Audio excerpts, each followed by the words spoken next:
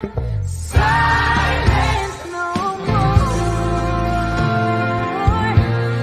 Silence no more.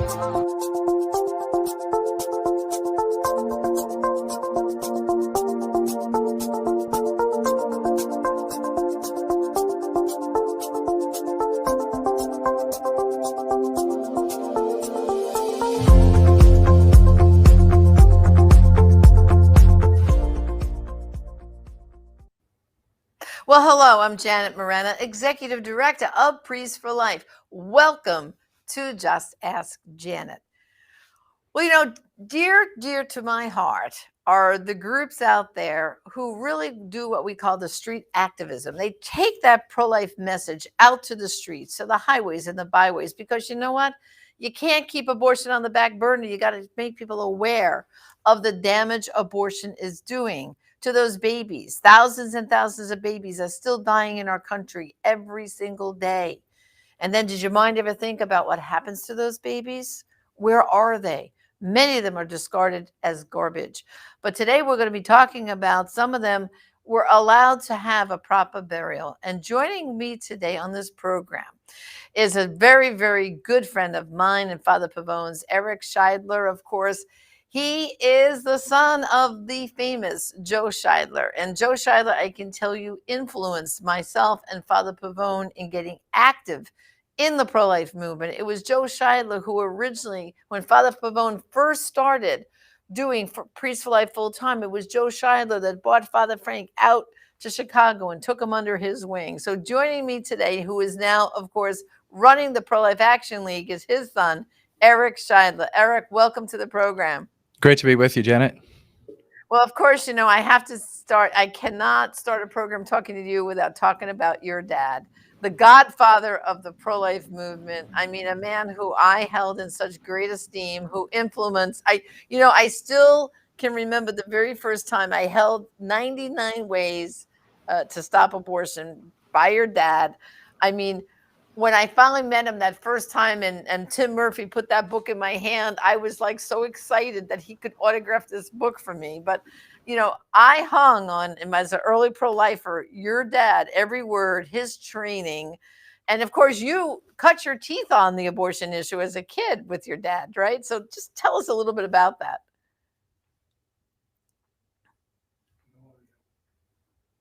Oh no, what happened? How did we go from audio to no audio? Ay. Didn't do anything. I know. So Eric, we have no audio. We can't hear you. Can he hear you? Can you hear me? Yeah, he doesn't.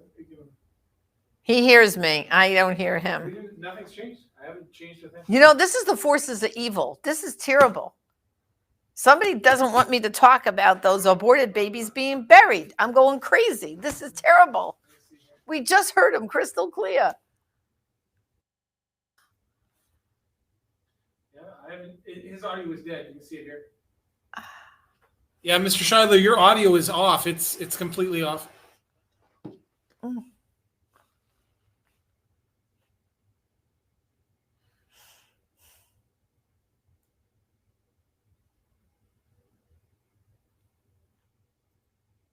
Should he leave and come back in? Try it again? Yeah, we can't leave because this link line.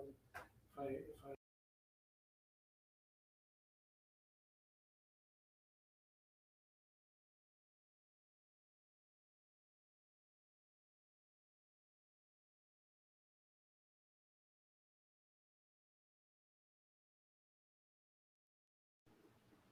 Up and see where the events are. Is this back? Are we working? Yeah, I hear you now. Okay, I can't figure out what happened there.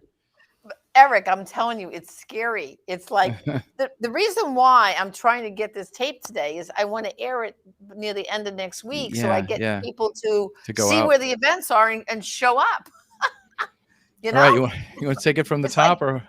Yeah, we're going to take it from the top. Okay, sorry about that. Jeez. What? take it right from the top. Yeah. You don't. Okay. We'll take it from the top. All righty. Sorry. I will be silent.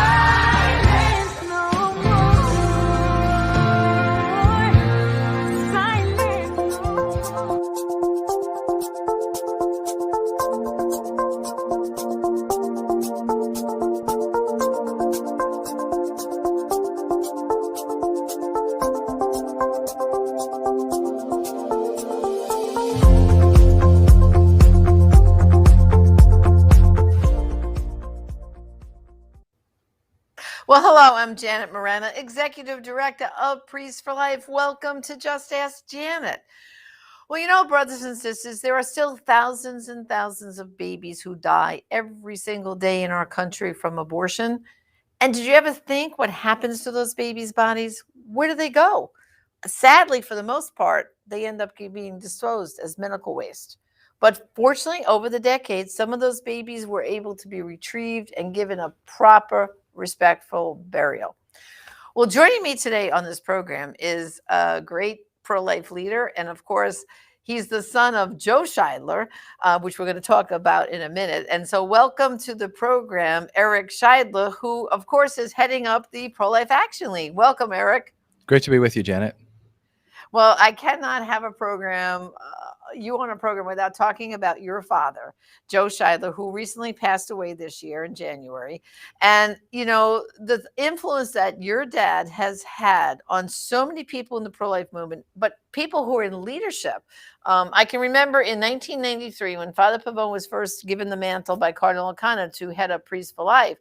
Your dad was the very first trip he made out to Chicago, and your dad kind of took him under his wings, introduced him to a whole bunch of pro-life leaders, and the influence. Father Pavone and I read your dad's book, Closed 99 Ways to Stop Abortion. We read that when he was my parish priest. And so when I finally met your dad, in Washington, and now I got another copy of that book, and he actually autographed it for me. It was like I met the superstar of the world. And I can't tell you how many times I was at pro-life events with your dad. I've ridden taxis with him to and from places. And there is not a pro-life leader around, past or present, that I admired more than your father and the influence he made on me personally and Father Pavone to realize taking the message to the streets is what we had to do if we were going to bring an end to abortion. So tell us a little bit about your memories with your dad. I mean, you basically cut your teeth on the pro-life movement, didn't you? Well, my dad was one of the very first to realize that the pro-life movement would never succeed in transforming our culture and restoring legal protection to unborn children until regular Americans got deeply invested in this cause. It would never be enough to launch big educational campaigns or do full-page ads in the newspaper or lobby legislators, appeal to the media to tell the truth. That would never be enough. That regular people needed to get involved. And from his activism, from his recognition of this need to mobilize the grassroots of Christian faithful and Jewish faithful and atheist faithful who at least are faithful to life, was a tremendous insight. And it gave birth to so many different branches of the movement. I mean, I think 40 Days for Life is a direct outgrowth of this kind of outreach, Sidewalk Advocates for Life. Of course, the League was able to have a tremendous influence, my father, on Priests for Life, on Operation Rescue, on Americans United for Life. So all these different organizations have, sort of grown and evolved from that initial insight that regular Americans need to take sort of ownership, as we put it now. They need to own this battle to defend the lives of unborn children. And so I grew up inside this movement. Some of my earliest memories are of pro-life events. I attended my first pro-life rally when I was 6 years old in 1972. It was actually September 30th. So we're about to celebrate the anniversary of that first event. When it was 1972, when my parents took me and my two little brothers to a rally at the Civic Center with State Representative Henry Hyde, who would go on. He was the keynote speaker. He would go on to become Congressman Henry Hyde, the author of the Hyde Amendment, an incredibly important statesman in this history of the battle to end abortion. And that's really where it all started. My father was handed a copy of that life and death flyer that Dr. Jack Wilkie and his team put out, way back in the 60s. And one of the images on that flyer of a dumpster full of aborted baby corpses from Canada struck him very personally, because one of the babies in that bucket of corpses looked like my baby picture. And I think that for him, that is when abortion went from being this sort of unspeakable injustice to being a personal injustice that he needed to take responsibility for addressing. Well, and your dad really, I mean, he was a successful businessman. I always refer to him, and many of us do, as the godfather of the pro-life movement, and just what you're saying proves that fact. But your father took his convictions so far as the National Organization for Women then sued him and the Pro-Life Action League. I mean, and he went to the Supreme Court not once, not twice, but 3 times. And your very home was put in jeopardy. I always remember your mom saying this, like, Yeah. you know, I never know when we're going to lose our house. If we lose this case, there goes the home, and then what? I mean, Yeah. tell Now us a little versus bit about. Scheidler. Huh? Now versus Scheidler was the only case in U.S. federal court history to ever go before the court 3 times. It's also the longest running case in U.S. federal court history. It was originally filed in 85 or 86, and it was not finally disposed until, gosh, it was around like 13 or 14, because there were so many little rivulets of tributaries from that lawsuit that had to be settled. But the nutshell of it was that he and several other defendants, including the Pro-Life Action League as an organization, were brought up on racketeering charges, a law designed to go after the conspirators who run organized crime operations and who don't actually commit crimes, but order others to and conspire and organize the crimes. This law meant to bring down gangsters like Al Capone was used against pro-life activists. Even the Supreme Court's liberal justices like Ruth Bader Ginsburg could see that this would be a very dangerous way for local state laws to be used against pro-life activists if they could be bundled under this RICO statute and cause racketeering cases to be brought against people who are advocating for a social justice cause rather than for some sort of criminal intent. That Right. case finally resulted in his complete exoneration before the Supreme Court, and then led to his drafting his memoir, now out by Tan Books, Racketeer for Life, which is an excellent read and really tells the story of his lawsuit, of his beginnings in the pro-life movement, and all the different things that he has done over the years. Father Frank, of course, figures prominently in that book, along with other great leaders like Troy Newman and Chris Slattery, and you're in there, I believe. I mentioned as well, and so many other greats over the years. And I want to encourage everybody, Racketeers for Life. I have my autographed copy that I love and cherish. I've read it. I'm sure if you go to Amazon, you can get it. It's a fabulous read. But, when you think about that Supreme Court victory, Eric, what was it? Was it 7-2, I think? What was it? Was it the victory? The first time we went to the Supreme Court for Scheidler 1, as they call it, back in the early 90s, we lost 9-0 unanimously. What was at issue at that time? Yes. And, a lot of pro-life people, well-meaning though they may be, have sometimes used that ruling to attack people like Justice Scalia, who I consider a great jurist and a champion of the Constitution. Well, the question before the court at that time was, can this RICO statute be used in this way against people who don't have an economic motive? And in fact, the law was badly enough written. Even its author came to the court and said, no, it can't be used this way. And their response was, actually, you didn't write it clearly enough then, because it doesn't say you can't. So they said, go ahead and try, see what happens. So fast forward till 2003. And after the district court trial, which my father lost, the jury trial, and the appellate court level, we lost there. Finally, we go back to the Supreme Court, and we got an 8-1 ruling in favor of Joe Scheidler, the Pro-Life Action League, and the other defendants. It was the only dissent in that ruling was Justice John Paul Stevens. And then we had to go back again because the appellate court, the 7th District Court, decided to basically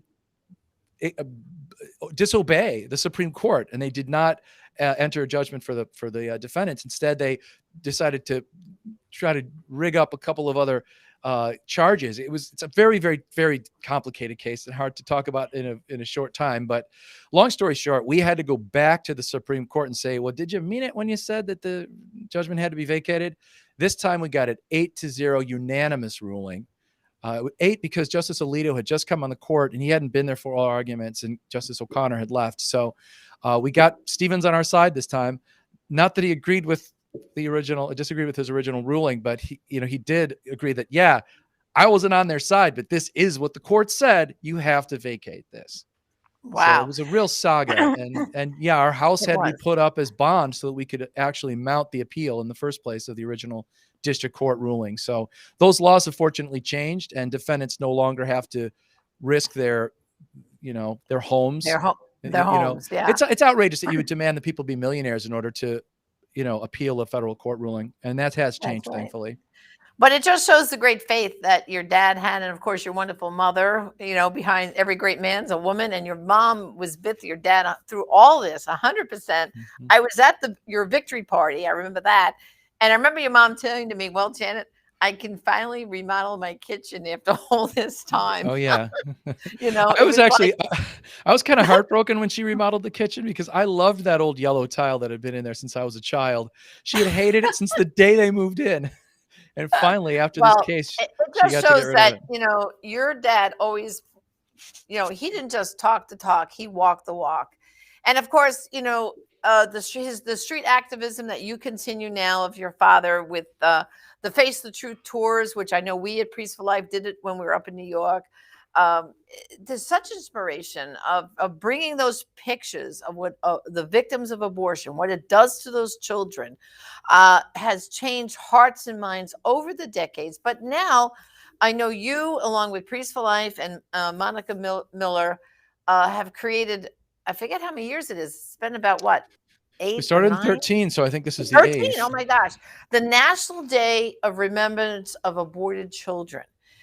Imagine, I mean, we have all kinds of national days, but now a national day to remember those aborted children, but to actually go to the burial sites where these children are buried. And there are quite a few and I think you keep finding more and more, but about how many burial sites are there all over the United States? Do you know, Eric, roughly? I believe it's 55, 56. And 56. Okay. when we started this project, we knew this is really interesting. We knew about 25 of them. We made a list of all the burials that we knew had taken place over the years. We did a lot of research. We found 25. Over the course of this project, for the first several years, it's been 9 years now that we've been doing it, we were finding new burial places regularly. As people reached out to us and told us about them. Another thing that's happened is, of course, there have been several burials during this time period, perhaps the most famous of which is the burial last year, right before COVID and all the lockdowns, of the 2,411 abortion victims of notorious abortionist Ulrich Klopfer, who died in 2020, and then, I'm sorry, 2019, and then had as his family was going through his effects, they found all these boxes where he'd been storing these corpses of fetuses that he'd aborted. And they found some in his house. They found some in a car that he'd been renting. And those babies were finally delivered back to Indiana, where they'd come from, where they'd been aborted, and then finally buried at a cemetery in South Bend, where Orla Kropfer's, one of his abortion facilities, was. So we now have a regular memorial service taking place at this very important burial site. There's another burial that's taking place about a week and a half after the National Day of Remembrance for Aborted Children this year. And it will be then added to our list and added to our regular schedule. So it's a grim thing to bury these children. It's a incredibly difficult thing to have to behold their mangled bodies in the whirl packs, and all of the, to just contemplate the horror of their end. And to be at the grave sites of these children and contemplate, you see the date on the gravestone, and, I'll be at the memorial service at Queen of Heaven Cemetery in Hillside, Illinois. There's 2,033 corpses beneath our feet, still Wow. preserved in their formaldehyde packs. And you think 1987, 88, these babies were buried. They would be in their early 30s now, these kids. Some of them would be Right. parents. Some of them might even be grandparents. And you think of the generations that were cut off. We don't know their names. We don't know which was a boy, which was a girl, because they were just torn to shreds. We can't tell. We don't know anything about them except for this, that they were children of God, that he loved them. And as Cardinal George put it at our very first memorial service, because he loved them, we love them too. That's right. That's right. And I think one of the largest sites, Eric, isn't it out in Los Angeles, where it's, Yeah, I think, over 10,000 babies are in one burial site? that's right. Oddfellows Cemetery, where there's over 10,000 corpses that are buried in a public cemetery, which is really interesting. In fact, the story of the Oddfellows burial, of the Queen of Heaven burial, and many of these other burials are recounted. Those stories are told at our website, nationaldayofremembrance.org. At nationaldayofremembrance.org, you can visit the list of locations, and you can read some of the history of many of those burial sites and how they came to be, how the babies came to be discovered, how they came to be buried, and who's been involved with the sort of memorializing of these children over the years. Yeah, I know Father Frank and I have been involved in several of burials of these children. Mhm. We've done actually two burials are out at Hansville, Mother Angelica's Mhm. shrine. There's two out there. And they were actually done two separate occasions. The most recent one, Monica Miller retrieved those babies Mhm. outside a dumpster in, I believe, Michigan, and those children were buried out there. And we actually did a whole EWTN did a whole televised of the burial to draw attention to the fact that look at these children that are just. I mean, most of these babies end up as medical waste, as you know, in the garbage, Yeah. basically. And these are the ones fortunate enough to at least have a proper burial. Now, I know up on the website too, Eric, there's suggestions, aren't there, for like prayers or that people can, you can actually see on September 18th is the day this year that this is going to occur. And if you just go to your National Day of Remembrance.org, you can see where the services will be held. So I really recommend for everybody, if there's a service anywhere within a reasonable driving distance to you, I highly recommend you going to the service. And I can tell you, Eric, that with the women from Silent No More who have had abortions and deeply regretted and gone through healing, many of them do come to these services and they find it very healing to be at this site because so many of them don't know what happened to their baby. And so, at least if they can come to these sites, they feel like they're being put in touch with at least something similar and they can grieve their child there, you know? You know, it's interesting. Just reflecting on what you're recounting there. You know, in the Beatitudes, our Lord says, "Blessed are they who mourn, for they will be comforted." It's interesting. He doesn't say, "Blessed is he who mourns" or "she who mourns." He says, "Blessed are they who mourn." Seems like he's suggesting that mourning is a public activity, and it is, isn't it? I mean, my father Joe passed away early in January, as you mentioned, and he was a tremendous hero. And the experience of grieving for him, of missing him, and also having to continue on his work. Here I am grieving my father, and I'm also putting together a newsletter all about him for our donors and benefactors and friends. That's something I could not do alone. It's something you do together with others. It's been an experience that has brought my siblings and I much closer together than we would have ever even thought possible. His death is an incredibly uniting thing. And the sad thing about abortion is that so many women who are regretful of their abortions, and many times it takes years, even decades, for them to reach that point, and overcome the denial that's so much a part of the abortion experience. They suffer alone. They suffer all by themselves. And the National Day of Remembrance is inviting them to mourn publicly. We're giving them a safe space, to use a term of the day, where they can mourn in a public way. And let me share a story about that and how important that is. A couple of years ago at our National Day of Remembrance service at Queen of Heaven in Hillside, Illinois, a woman came up to me after the prayer service with tears in her eyes. And she was very upset. She told me the story of her discovering only a week before that her first grandchild had been aborted. Now, she found this out because she got an insurance bill and she saw that the abortion was on there. And she reached out to her daughter, and her daughter had in fact aborted her first, what would have been this woman's first grandchild. And she was heartbroken, absolutely heartbroken. Her daughter regretted the abortion already. She was trying to struggle with this grief alone because she didn't want the girl's father, her husband, to know about what his daughter had done. She didn't want him to think ill of her. So she was carrying this all by herself. She came out to the National Day of Remembrance, and she was able to finally weep for her daughter, for her aborted grandchild, for the silence and suffering that she'd been doing by herself. And her tears were not tears of grief. They were tears of gratitude. She was so grateful that we had provided this opportunity for her. And I've seen that play out again and again. Women who have had abortions, who have been involved in abortions, men who have paid for abortions, men who regret that, men who desperately wanted the girl not to get the abortion, but she did anyway. women who were forced into it by their parents. So many of these people have come and told their stories and mourned publicly for their children. And it's been a source of tremendous healing and grace. And we're so gratified that it's played out that way, and that we get to play a role in people healing from this horrible scar of abortion. That's right. And you know what it is? It really shows publicly, like you're saying, that these children, their lives counted. You know, they existed for a short period of time in their mother's womb, and then they didn't, like you said, we didn't know if they were girls or boys or their names. But we have to, at least as a nation, attempt to put humanity back onto them. And we should all be mourning these children. I mean, the blood of these children in America are just running through our streets. Thousands of children are still dying every single day. And so many people, Eric, just walk around like business as usual, and they're not even paying attention. And I think this National Day of Remembrance gives us a chance to pause and stop and mourn the fact that we are still destroying the lives of thousands of children every day in our country. We So desperately now, need things like this, things that break through that calloused sort of apathy that people have.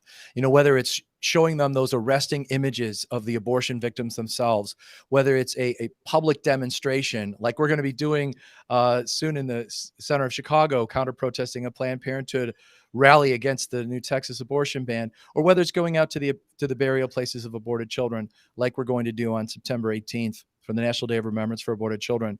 It's especially significant this year because the Supreme Court is taking up this Dobbs versus Jackson case that very well could mean the end of Roe v. Wade. And when that happens, when our nation finally gets that horrible court precedent out, and the states are able to really regulate, restrict, and end abortion the way that's never been possible till now, what we're doing during the National Day of Remembrance, this is a point Father Frank has made very eloquently, what we're doing by mourning these children, visiting their graves, is modeling what the pro-life movement will look like after abortion is illegalized. The sidewalk counseling will end. There won't be abortion facilities for us to sidewalk counsel at. We won't need to do 40 days for life because there won't be any abortion facilities to pray outside of. We won't need to do court battles. We won't need to do the legislation, but we will still have these bodies in the ground and flush down the toilet and put into our water system and incinerated and all of it. Landfills all over. Yeah. This nation is a burial plot for aborted children. And we'll be modeling what all of us need to be doing, which is to asking for God's forgiveness for this Holocaust and making reparation for the injustice that's been done to these children. So this effort to visit the burial places, this never ends. This goes on forever until the end of time. And so we are preparing the way for that day when we go out there every year to mourn for these children. That's right. And so, Eric, tell everyone too how they can support the great work of the Pro-Life Action League, okay? If you visit prolifeaction.org, you can find out all that we're about. You can learn the history of Joe Scheidler and his incredible legacy. You can watch a tribute that we put out for him shortly after he passed away back in January. You can find out the kinds of work we do. We've got a whole Take Action section that educates you on what you can do in your own community to get involved in the fight against abortion outside abortion facilities or in your town. We have an activism basic training set sort of area that teaches you how to deal with police, how to deal with counter protesters. We are ready to help. We hold national events every year, like the National Day of Remembrance for Aborted Children and Christmas caroling in abortion facilities and other things like that. And we work with leaders who are incredibly organized and have a whole staff working with them at a county level pro-life group, all the way down to just a mom and a pop who are fervent for the cause of life and have gathered their friends and are active at the local abortion facility. So we do it all, and we help with every aspect that we can.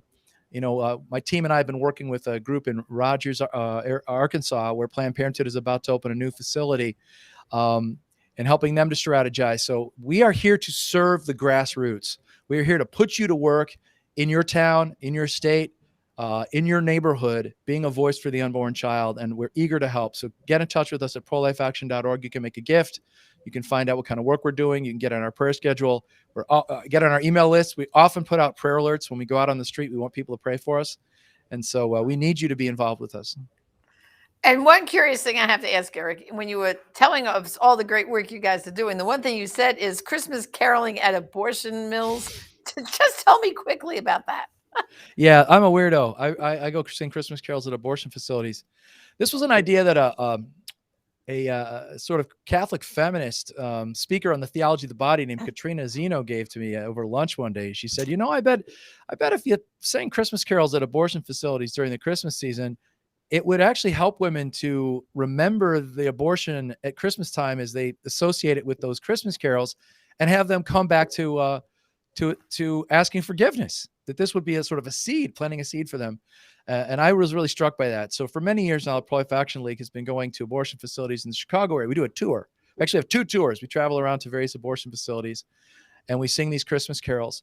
And we've saved babies during these tours. In fact, our first year, we were outside of American Women's Medical Center in Chicago, and we decided to move very close to where we knew the waiting room was, and to sing with our full-throated voices. We sang silent. And while we were singing that song, a woman came out of the facility and said, "I heard you singing. I thought about Mary and Joseph and baby Jesus, and I couldn't do it." And we got her in touch with a pregnancy center and saved her life that day just by singing a Christmas carol. So we bring these stories of the Christ child, stories filled with hope and light, to these places of despair and darkness. And we remind these moms and dads that a birth can mean hope instead of sorrow and work and difficulty. That a child, even in incredibly difficult circumstances, as those faced by Mary and Joseph were, poor immigrants, trying to do their civic duty to the Roman emperor and sleeping in a manger, if they could do it, maybe you can too. And it's an important reminder, and one that really seems to hit home with people. And it's very popular. Every year we have more and more cities doing it. It's become a really beloved event. Well, hey, something to look forward to for the Christmas season, right? That's right. It's a lot of people don't do Christmas caroling anymore, and this is Christmas caroling with a purpose. You might be saving a baby's life. So I want to thank you, Eric, for joining me today. Great conversation. And of course, brothers and sisters, I hope you do go to National Day of Remembrance, the website, and please try to get to one of those facilities if you can on September 18th, because you will not regret the experience. You're doing what the Lord asked us. Blessed are those who mourn, and let's mourn together for the thousands of children that die every single day still in our country. So thanks for joining me, Eric. It said, "Blessed are they who mourn, for they will be comforted." You will be comforted if you come out to one of these National Day of Remembrance services, I promise. That's right. Thank you, Eric. Well, brothers and sisters, thank you too for joining me on Just Ask Janet. And remember, by your actions, there are some abortions only you will be able to stop, and some lives only you will be able to save. Join us again next time on Just Ask Janet. I will be